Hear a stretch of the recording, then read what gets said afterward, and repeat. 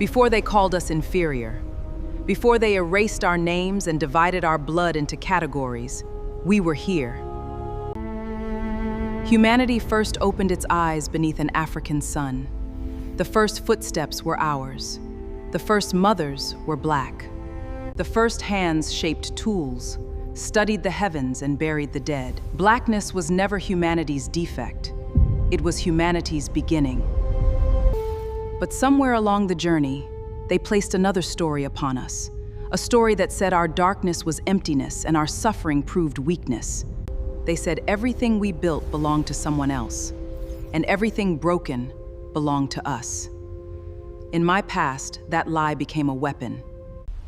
White society taught black people that they were nothing. Not confused, not disadvantaged, nothing. And they used every tool available to enforce it.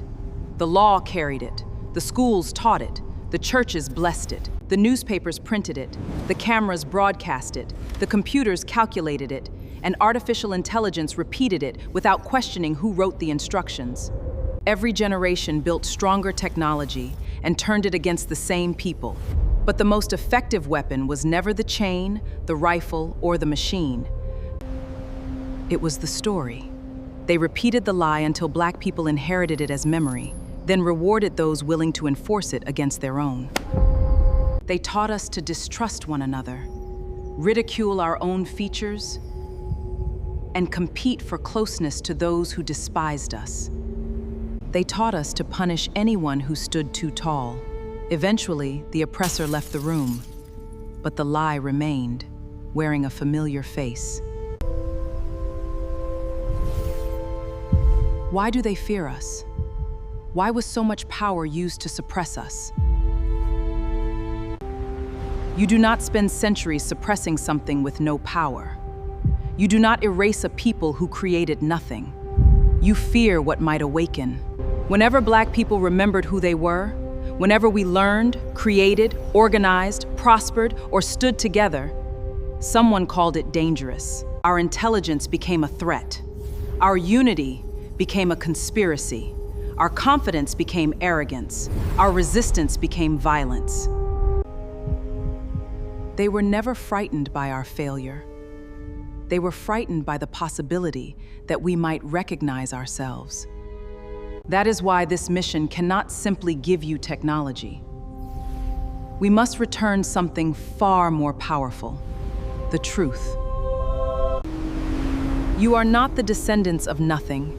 You are the continuation of the first human story. Explorers before they called you property.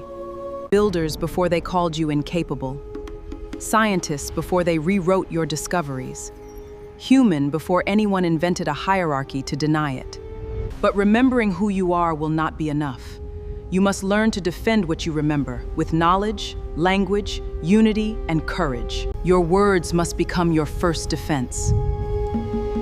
But when words are ignored, you must be prepared to act. Not recklessly, not cruelly.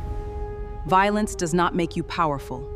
But peace without the ability to defend it is permission waiting to be revoked. Learn when to speak. Learn when to stand. Learn when to shield one another. When action becomes necessary, let it be disciplined, united, and protective of life. We did not cross 400 years to teach black people they are better than anyone. We came because they were taught they were less. If we can break that lie, if we can help you see yourselves before the world renamed you, then perhaps you will finally understand. Your greatness is not a threat. It is a memory.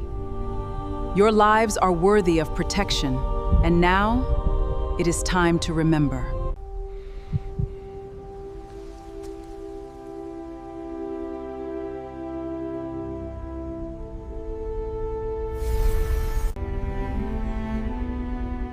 Do you think they heard you?